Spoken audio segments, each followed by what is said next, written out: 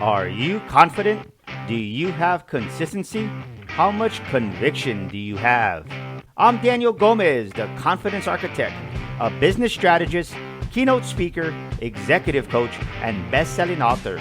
On the Daniel Gomez Inspire Show, we will help you unlock confidence to create consistency and develop conviction. Together, we will discover the key that unlocks your confidence. Welcome back to another episode of the Daniel Gomez Inspire Show, where we motivate you, we inspire you, and today we're going to educate you even more. And I'm excited. I'll tell you what, we just had some epic events that we hosted. We had the Sticker Shock Speaking Academy. We're about to have our second one, and then we're going to have the Makings of a Millionaire Mind workshop coming up here this summer. So it's amazing. But the beautiful thing I love about these events is we meet great people that come and speak on our stages. And this guy came and spoke on our stage. And let me tell you, he has a name that says Ignites. I said, can this guy back it up? Well, I got to say, he backed it up. Welcome to the Daniel Gomez Inspire Show, Will Ramsey Ignites. Let's give him a big round of applause.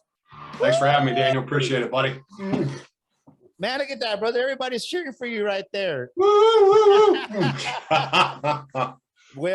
Ramsey Ignites. Will Ramsey Ignites. I know who you are, but do me a favor. Introduce yourself to the Daniel Gomez Inspire Show.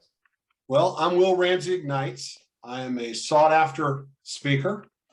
As Daniel likes to tell me, I'm a sought-after speaker. That's what he's taught me to say, and that's what I am. But I was in the car business for 25 years. I've just recently, not really retired, but I got out of the car retail business into a different business. And then I'm also venturing off into the speaking business as well. I'm married. I have 3 children. I have 2 daughters, Marissa and Madison. Madison is going to be 24 in November. Marissa just turned 28. And then I also have had a son, Brock, who would have been 32 in May. So just happy to be here, and I just appreciate you asking me to come on.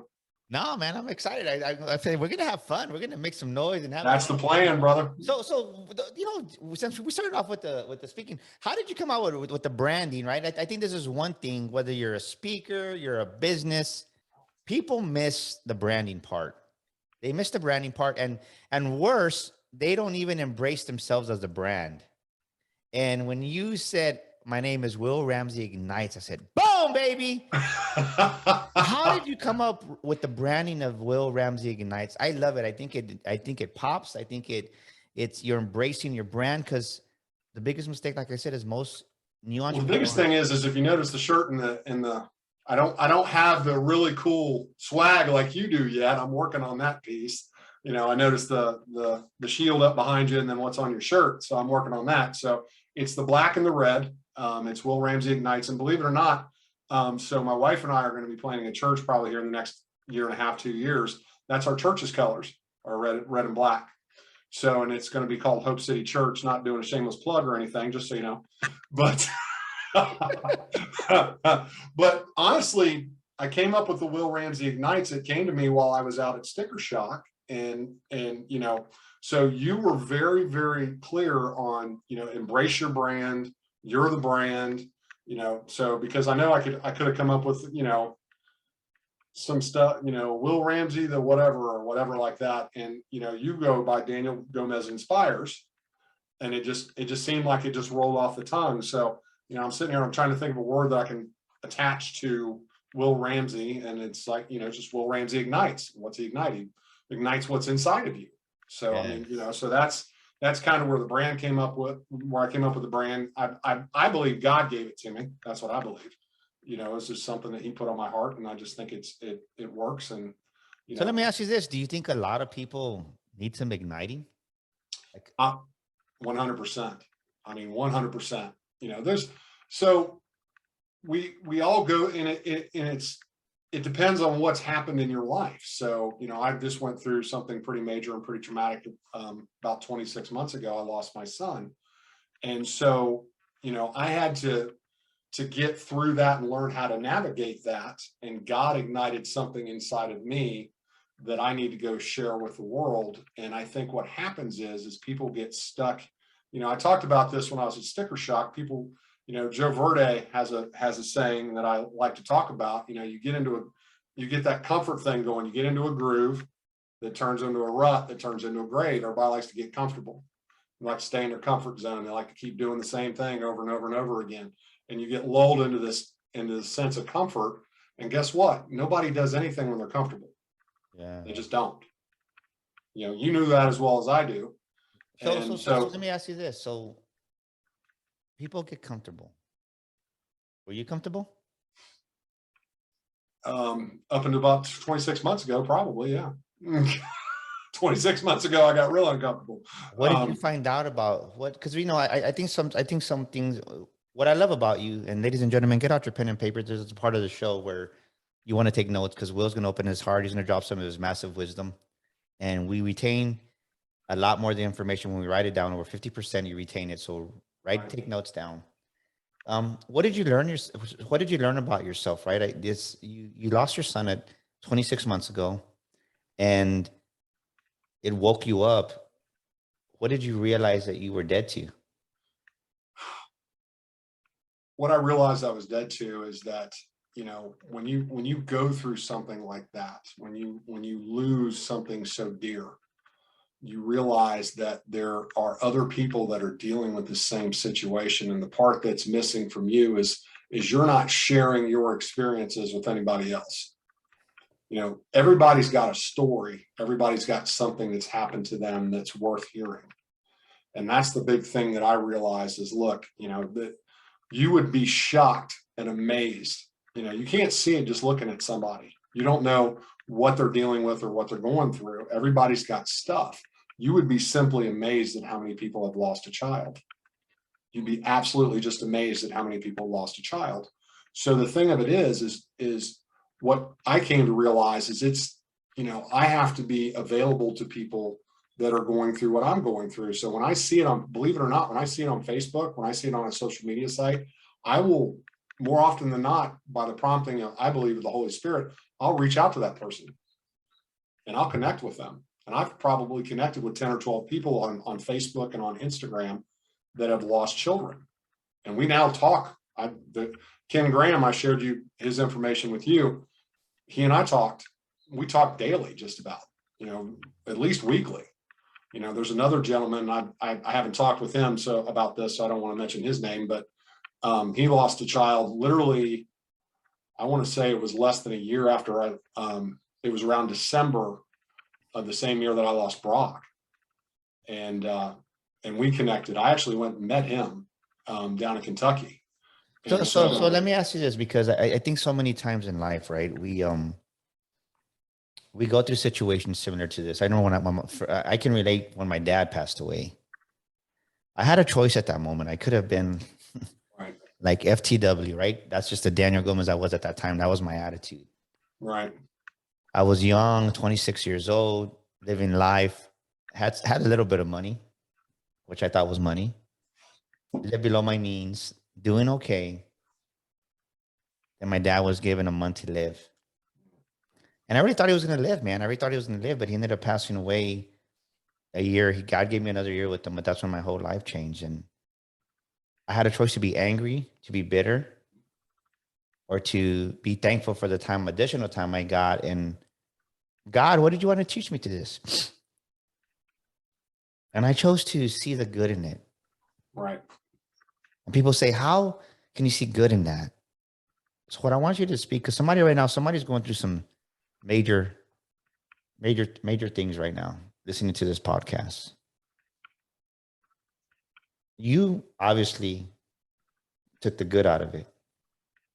Tell me about that. Tell the audience about that, if you don't mind. Why you chose to not be bitter and become better.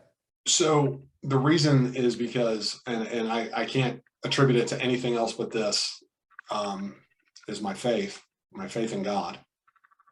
And believe it or not to get off track of the question you asked me, but believe it or not, 8 months after Brock died, I found out that my father had cancer and that he was given 1 to 6 months to live. So 8 months after I lost my son, the next person other than my wife that I was closest to on the planet and loved the most was diagnosed with cancer and was in a death sentence. So I could have been even more bitter at that point, because I got my dad for another 14 months after that diagnosis. But at the end of the day, I would say it's my faith in God and in Jesus Christ that kept me from becoming bitter. And it's very easy to do. And the thing of it is the first thing that came to my mind, I remember this distinctly, sitting in this I got a new chair, so I won't say in this chair because I'd be lying, but in this spot. Yeah. And I was sitting in this spot and it came to my mind, I don't know why, but God put this on my heart and put it in my mind that he had to watch Jesus die on the cross. And I don't know why. I mean, it sounds crazy, but it gave me comfort that our Father knows what I'm going through because he went through it. He watched his son die. So let me ask you this: what are two things that you did, right?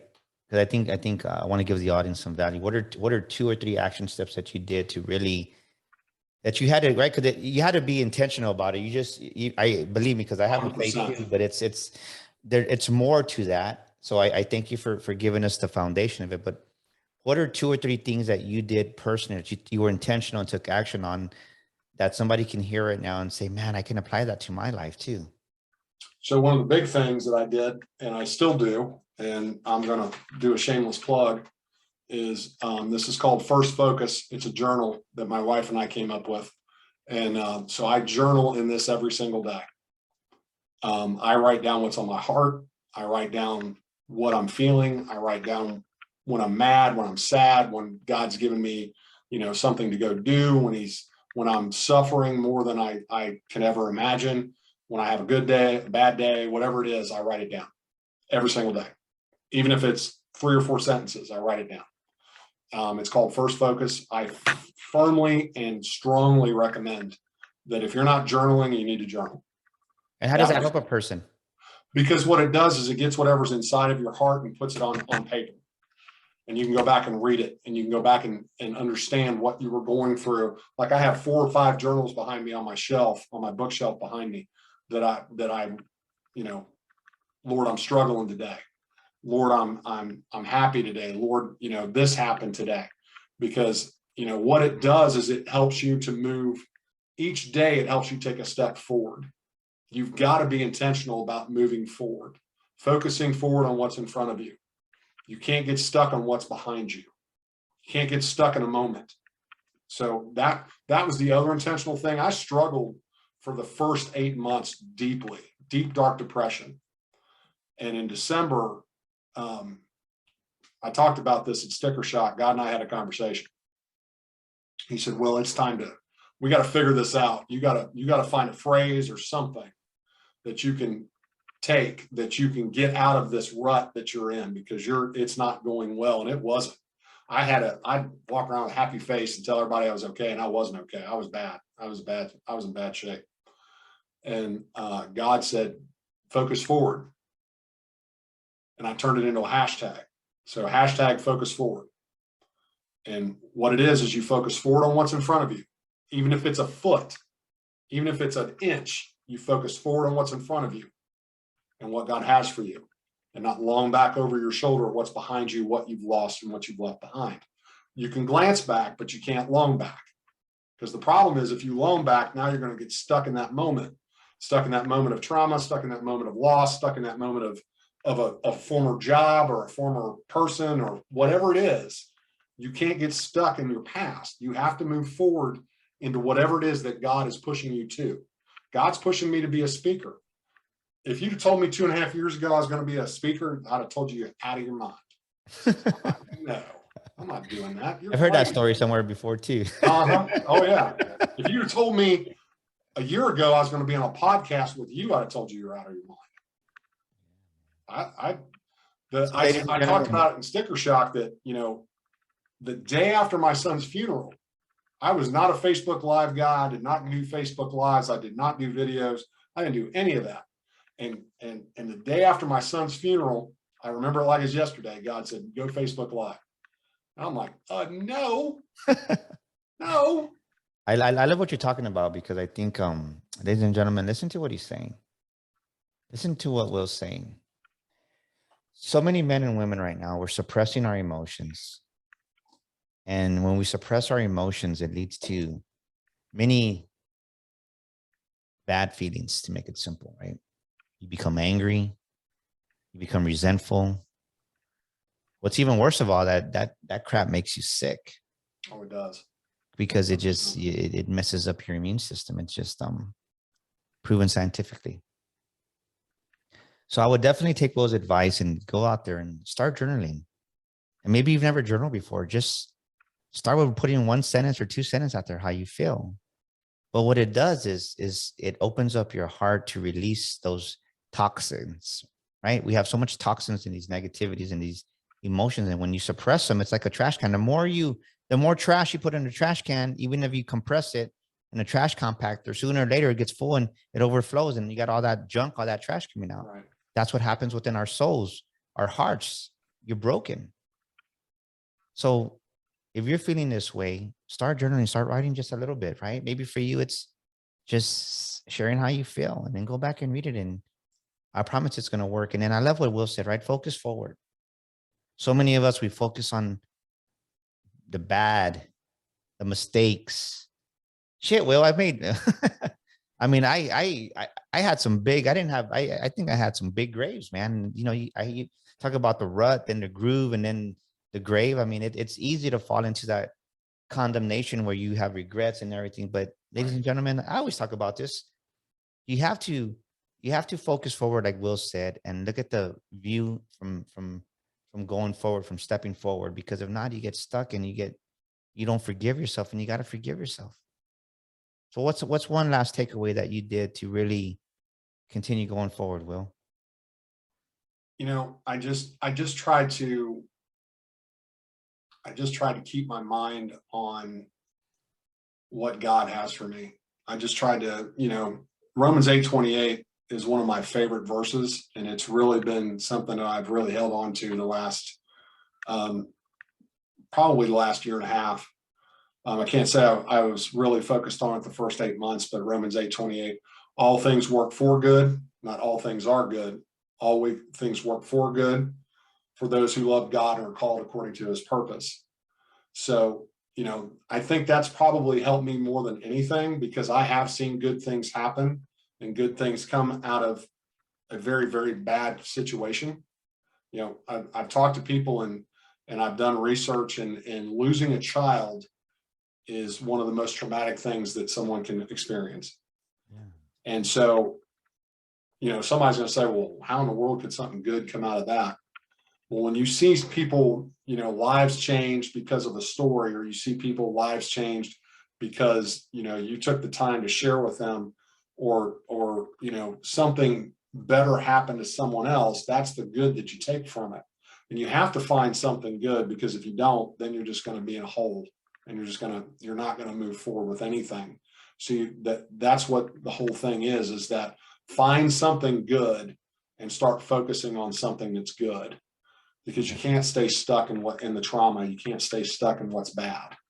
And that's probably my biggest takeaway from the whole situation, is I've just been able to try and find something good all the time. And I'm not saying I don't have my bad days. I'm not saying I don't still have bad situations. I do. You know, I'd be lying if I said I didn't, but it's a lot better than it was. And I can attribute the things the things that I've done over the last, 16 or 18 months that have really changed the situation. Well, I guess for myself, I guess when I lost my dad, right, and I was 26 years old, I was doing very well. I wasn't in the car business. I went into the car business because of my dad. I was running I was an interior horticulturist. I even got my degree in horticulture, and that was a lot of fun. I had a green thumb. Marty would get crazy. She would get mad because we'd go to Luby's, right? And I would be picking off green plants. But at that moment, I resigned to take care of my dad. And that's why I ended up in the car business. And I think sometimes when these traumas, when these incidents happen in our lives, it's really taking us to our true destiny, to our true purpose, right? God's purpose doesn't line up with our will, our plans, right? We make our plans. And we're like, this is my plan. I'm going to do this. And it's like, but it's not God's purpose. So sooner or later, there's going to be some bumps in the roads. And that led me to the car business. And then because of the car business, I moved up, ran Chevrolet dealership, Buick GMC. Well, then since I really love people, I started training, even though I was a the leading the dealership. I ran a Chevrolet dealership. I still love to train on Mondays. It was an ego thing. It was because I love to pour into people. But little did I know, for 10 years of training, that God was preparing me to be a speaker. Right. And I remember those days. So let me ask you this. You have the courage right now. You're following your dream. You left the automotive industry. You're doing an RV now. You went to a different type of industry in the RV realm now. And you're like, you know what? I'm going to go out there, and I want you to share with the people right now. Tell us, how does it really feel? Because so many of us, right? Maybe your gift, right? This is my point. What I'm saying is, when this happened with me and my dad, it unlocked my gift, my true gift. When it happened to your son, your gift. We all have a gift. Somebody's gift may be that you're a great cake maker.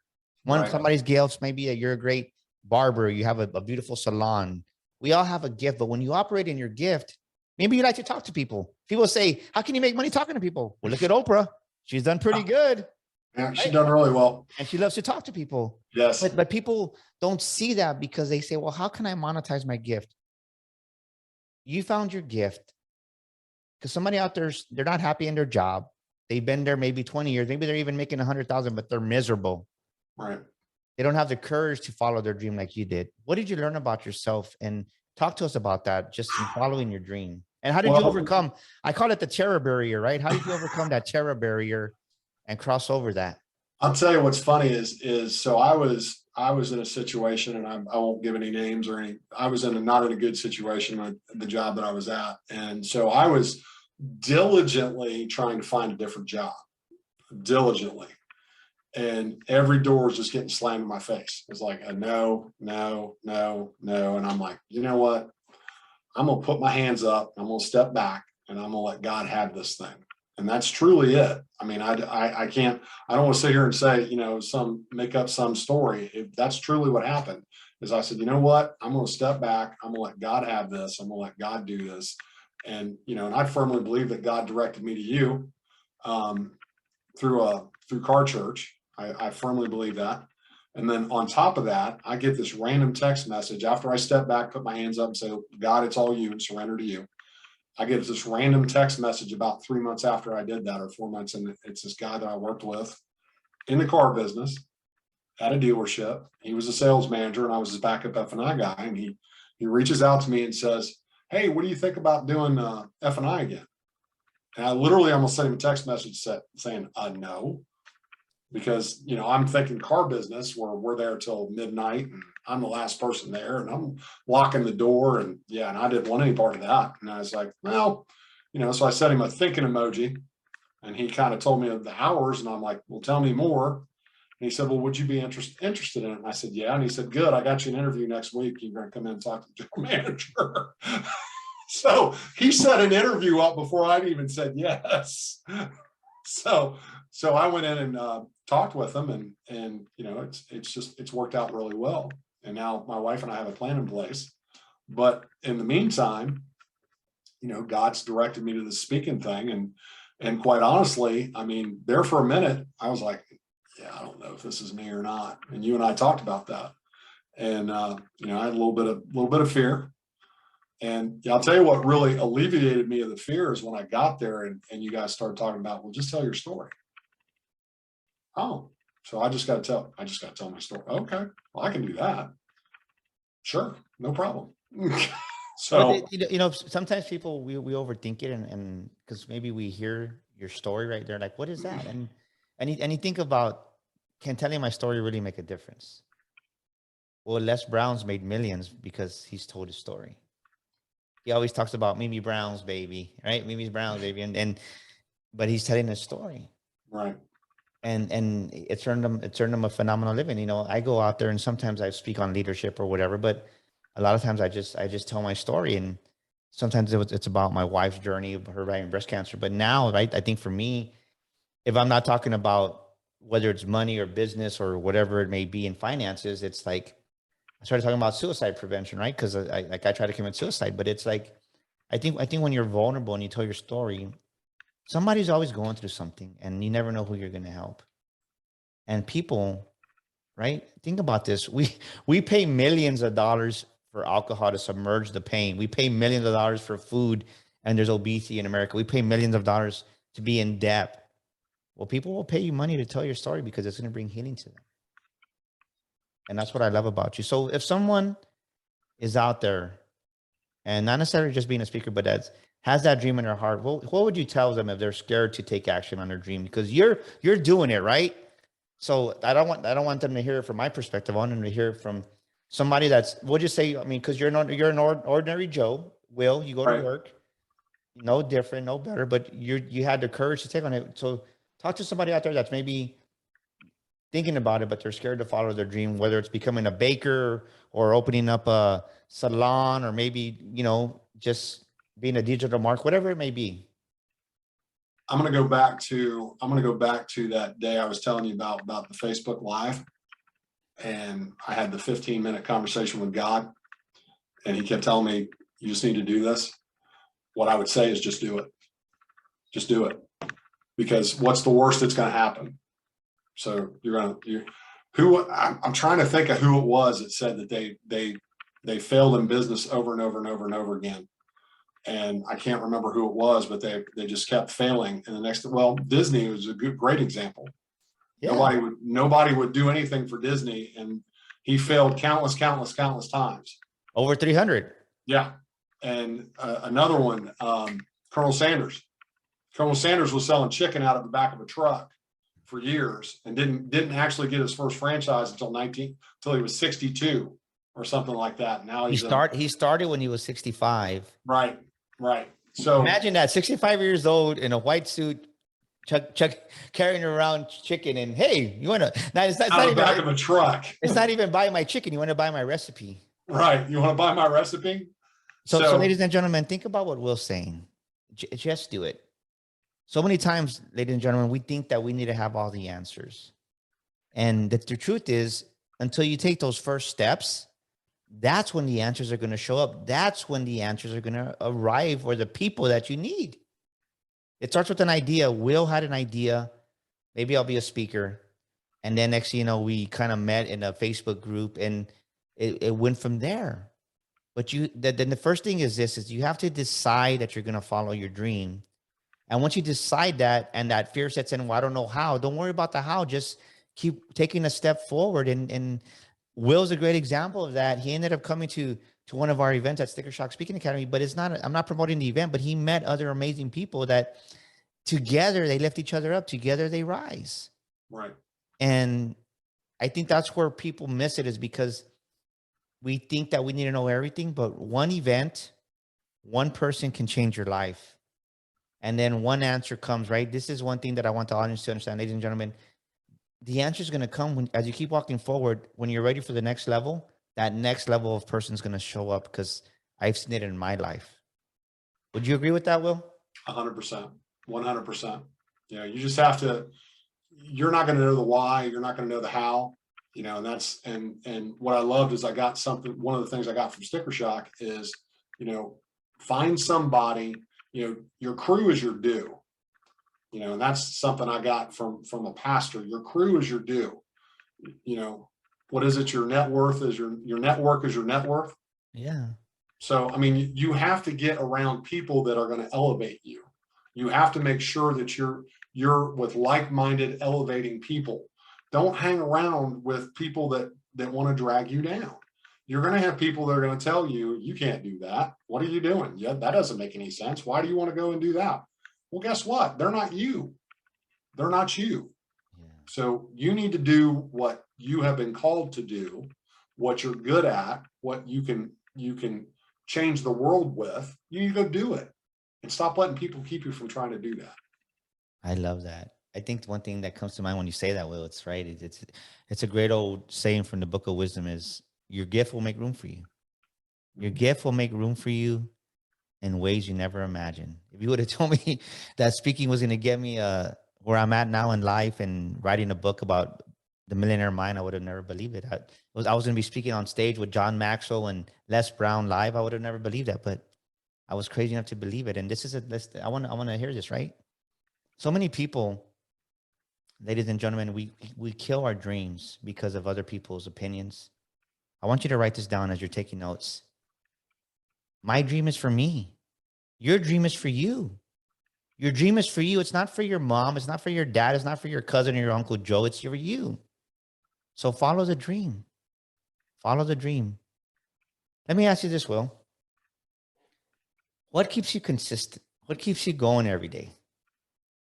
What what what what keeps Will consistent? What keeps Will going every day?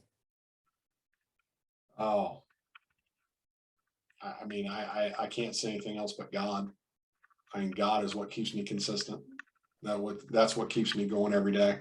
And seeing, and the other thing that keeps me going is seeing the results of what it is that God has called me to do, seeing the results. And what do I mean by that? So, I had a strategy call today with a team that's helping me with some things with my brand and my website and all that.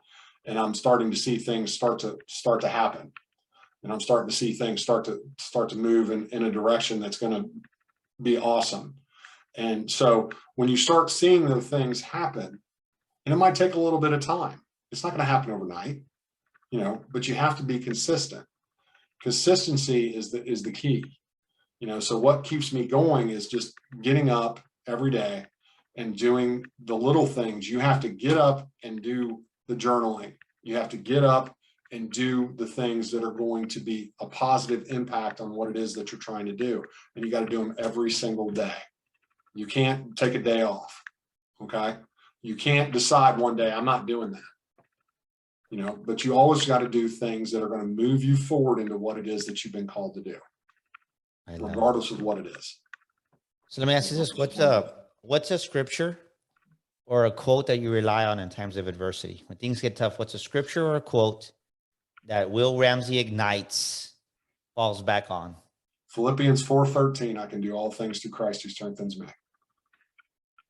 That's the one. I can do all things through Christ who strengthens me. Philippians 4:13. I want you to do me a favor before we close out this episode. I want you to take like 2 or 3 minutes, and I want you to speak hope into somebody's dream right now, because somebody right now is dreaming about their dream and they're about to give up. Speak life into that person before we close out this episode, if you don't mind. So all I can say is this, and I'm gonna go back to my situation 26 months ago. So I was faced with the worst thing that you can possibly imagine. The worst thing, a phone call, a message, and my world crumbled. And what I want to encourage someone today is just because something traumatic happens, or even maybe it hasn't happened, doesn't mean that you can't move forward into what it is that you want to do. Don't let a temporary circumstance make a permanent decision for you. Overcome that circumstance. You are not your circumstances. You are not what's happening around you. You can control you. You can't control anything else around you, but you can control you.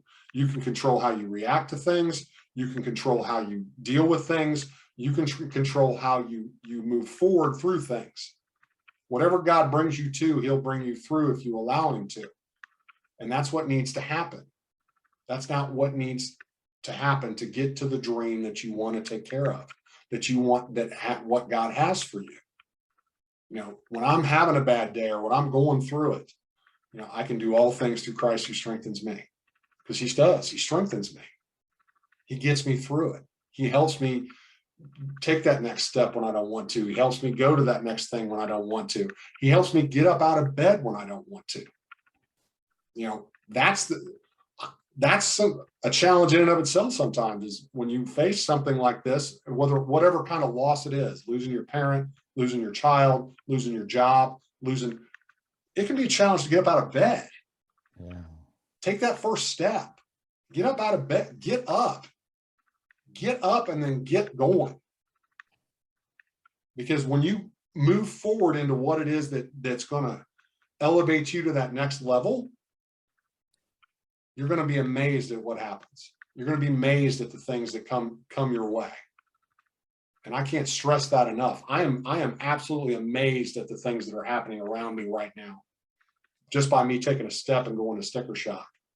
And I'm not plugging sticker shock, but there is a sign right behind you. But anyway, Thank you.